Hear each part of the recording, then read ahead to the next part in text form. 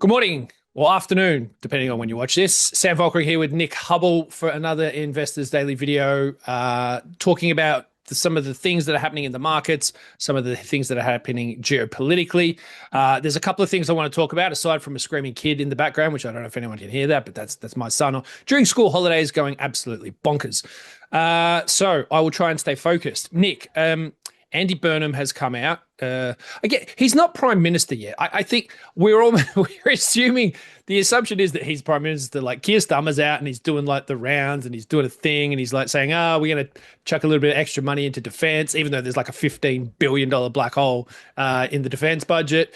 So he's still doing like Keir Starmer things, which frankly is not much. And then Andy Burnham's out there as well. It's like parallel PMs, sort of jockeying for position, even though one's The resigned. last thing And we needed is two at the same time, and we've I got know two. you thought one at a time was bad enough, and now we've Yeah. got two at a time. I mean, it's like double the trouble, Freaky Friday kind of thing. Anyway, getting on to that, Burnham's come out because we assume that he is more than likely going to become prime minister, talking about a housing boom, but not necessarily the housing boom that people want or expect. But he was saying he's going to unleash the most council house construction things in the history of Britain. Now, that's pretty big. That's a pretty bold statement. That's going to cost an absolute truckload of money, and clearly, construction companies around the country are probably rubbing their hands together, going, "Oh, sweet! Who do we know in the Labor government that can do us a nice little swifty under the table?" But is it possible? Is it feasible? Can they afford it? And I know you've said there was going to be a construction boom in the UK before, Nick, which, I mean, I'll let you talk about that now. But is this a second bite of the cherry for you, mate? You're being kind because it was probably the worst prediction we've made in the Fleet Street letter since I've been involved. We predicted back in 2023, I think it was, that Keir Starmer and the Labour government that was incoming would trigger the housing boom that every government before They all promise it. Starmer promised it, and every government in the future will promise it. And they never managed to do it. Well, the idea is that now Andy Burnham has this credibility because he managed to do the same thing, actually deliver, get things done in Manchester with a housing boom. There's a lot of debate actually about whether he deserves the credit, because when it comes to government policy, especially energy policy, especially housing policy, it takes a good 5 to 10 years for things to actually play out once you shift the policies, right? So you sort of get the credit for whatever your predecessor did. Sorry. Well, supposedly Andy Burnham actually has the credibility here because he did manage to pull this off in Manchester to some sort of extent. And there's a lot of debate about that, of course, because it takes a long time, it takes 5 to 10 years for housing Yes. policy shifts to actually result in the construction boom. Same with energy policy. We blame Ed Miliband, but of course it was Tory policy from 10 years ago that caught Oh, us. can we blame them both though? I mean, I think it's Yeah, fair. well, but it's bizarre that the person who's getting the credit or the discredit had nothing to do with the policy originally, right? So Andy Burnham does at least deserve some credit. They didn't stop the housing boom in Manchester, maybe, but it's not a case of build it and they will come. It's a case of build it and then Andy will get the credit, right? Andy will come and pop up in Manchester. But so it's not clear based on that whether he's got the credibility and the actual experience that he claims when it comes to these housing booms, or whether it'll get stuck just like the Conservatives did in the past. It's an open question. It's a possibility. But what has me especially interested and had me interested 3 years ago is just how many problems a housing construction boom would solve in the UK, right? We'd get the GDP growth, we'd get the equality issues with housing affordability would be solved. We'd have jobs, we'd have all these so many problems solved that it just seems like an obvious thing to do. And the only thing that's holding back the housing market is government. So you'd think that just adjusting or dealing with the government problems would solve things. So, maybe Andy is the man. Maybe it takes socialists to unlock a socialist housing permitting zoning system. I wonder who it's for. Who's it for? Like it's big on the social housing thing, and it's pretty obvious. I mean, I'm not breaking any news stories here that there's a lot of turmoil, I guess, in the UK about who is getting access to social housing. Are they immigrants, illegal immigrants? Are they, British native citizens that have been, generational? Are they getting access to it? Are they not getting access to it? Is there enough social housing as it is, but it's just being misallocated in the wrong ways? And I wonder, and I'm gonna jump to another topic in a minute, but I wonder that is this just one of those policies that politicians come out with time after time to promise it's going to spur economic activity, that it's going to take the UK to be? No, it's like Starmer kept banging on before he was, packed it in about the UK being the fastest growing nation Mm. in the was it the Eurozone or something? And it's like, well, that's kind of like saying we're the fastest growing nation in sub-Saharan Africa or something like that. So, I Well, think, those economies actually grow quite well, I was going to well say here, compared to thinking about that, and us. so actually that'd be the slowest growing economy in sub-Saharan Africa. Is this just one of those empty promises? Like, where's the money going to come from? We know they're broke as broke can be. I mean, if the government was flush with cash, then no one would be complaining about potholes in, the back roads of the north. And God, I used to lose a tire every winter. I used to live up in the Midlands, and I lose a tire every bloody winter because the councils are broke, and the councils are broke because the government's broke. So who's going to pay for this massive construction boom? Is it our readers? Are they just going to get taxed even more? Short answer is yes, but what's interesting about this is that at least it's being invested in an asset, which is the council house, right? So just as a bank will loan a person a terrifying amount of money, as long as they have the collateral of their house sitting there as the security for the loan, then it's kind of plausible, right? And so we've got the same situation with if it's going to be for council houses, at least at the end of the day, there's an asset there. Most government spending is just wasted on things that lose value. So that sort of lending is a bit more iffy. But I think what we should notice here is that for the first time in since Tony Blair, there is at least a model or several models for the UK government to follow that have proven that this is plausible, that this is feasible. So it's been done. It's been done by a few countries in the Anglosphere who were just as reluctant and incapable of building large amounts of housing as we were for many decades. So we had New Zealand, Canada, and Australia. Well, not Australia, but Australia's the counterexample. But New Zealand and Canada have done well over the last 5 to 10 years, where they've reformed their housing systems dramatically in order to deal with housing bubbles, unaffordable housing, intergenerational equity, all the things that Andy Burnham is focused on. And the way they did it varies a little bit, but the point is that they used supply side reforms. So they made it a lot easier to build a lot more housing for local councils, for developers, and so on and so forth. And it worked incredibly well. So Andy Burnham now has some examples of what he can do that will probably work because they've just worked very recently for others. They worked very, very well in Canada and New Zealand. That the problem is Australia, because in Australia, the government's solution to the same problem is the opposite. It has been to tax investors in properties and owners of properties and landlords very, very heavily all of a sudden. And the result of that is also falling house prices in many parts of Australia. So they are getting more affordable, but I don't think it's going to spur a construction or supply boom, right? So now we don't know which version of Andy Burnham we're going to get. We're going to get the Australian version or the Canada or New Zealand version. One that solves the problem by flooding supply, or one who solves the problem by, well, doesn't solve the problem, but taxes investors, or both, some bizarre combination of the two. But I think the claim that we're about to get a housing construction boom is significantly more credible and more likely than it was when I first made the prediction 3 years ago. Because we have these now proven examples overseas that Andy Burnham only needs to copy. He says he's just going to do Manchesterism. Well, there's more examples than just that.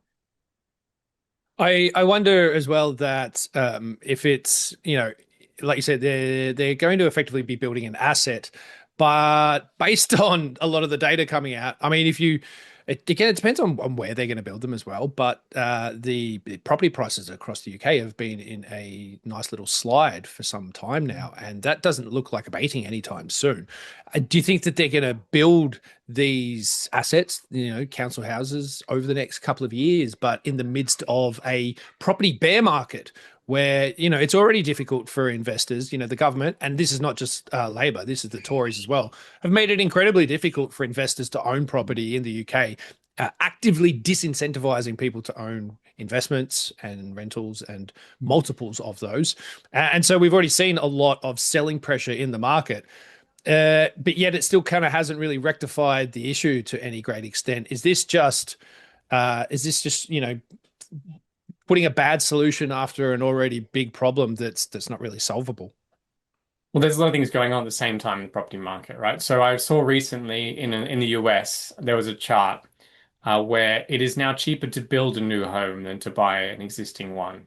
Um, from the baby boomer generation, as the person on the social media was saying. So for the first time, the costs are out of whack. So the question is not just existing property; it's also the cost of building new ones.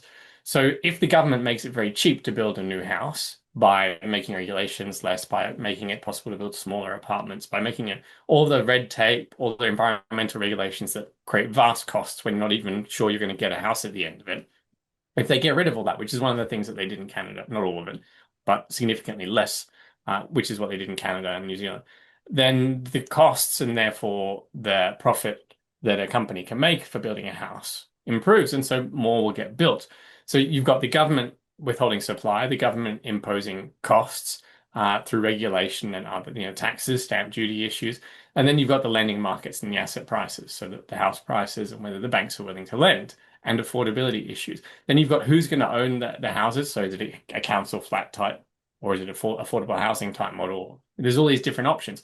So it's all on the table. So they could come up with all of this. So if it's falling house prices are the issue, then just build council flats. But then you've got to make them cheap to build, right? So the Yes. combination of different solutions relative to the different problems that could be solved is really, really big. The question is whether the government's going to pick the right combination for the right problems to try and solve the right problem. And you think not, right? So we have these examples now of Canada and New Zealand that did it successfully. Do you have faith that Manchesterism will work on a national scale? Not that's the next question.